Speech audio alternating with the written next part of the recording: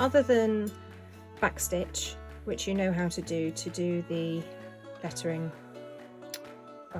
pick out the lettering on Sewing Mends the Soul, and obviously you will do each letter a different colour for the word soul. You can either choose to do this colouring in the sample, or you can move your colours around and mix and match them. You've got enough thread of each colour to do this in one solid colour if you'd rather.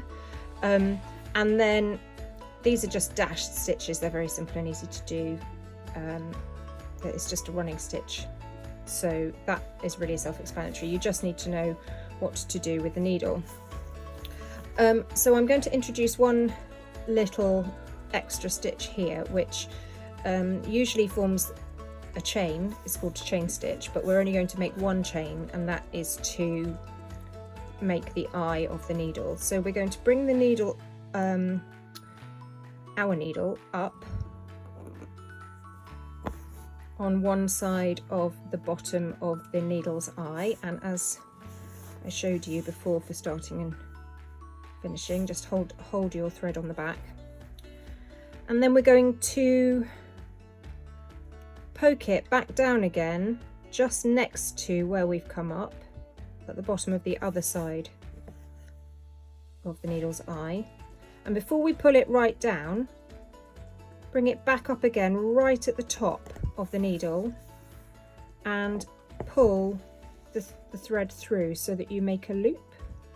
You can see you've made a loop there, and if you just poke that back in on the other side of the loop you've made, it will secure it in place. And that's quite a good way of making the eye of your needle. And you can then begin by doing your stem stitch, which is a bit different on this because the needle is actually, the needle illustration is actually a bit thicker at the top than it is at the bottom. So I've just done one diagonal stitch with another little stitch next to it, and I'm going to do one more diagonal stitch just to fill in that corner. So you can see that corner is filled in, and now I'm going halfway along that bottom stitch that I've just made and bringing that stitch down like that, and then this is as you were with the stem stitch, so bringing that back down and then popping it on the other side of the grey, and then bringing it back up, putting it back down on the other side of the grey outline. And what will happen as you get further and further down is your stitches will become closer and closer together, like you had in the sample that I showed you in the beginning. So there's one where I've just left a little gap by accident, so I can go back. If that happens, you can either take the stitch out, or you can go back, bring your needle up between the two stitches and just plug that gap.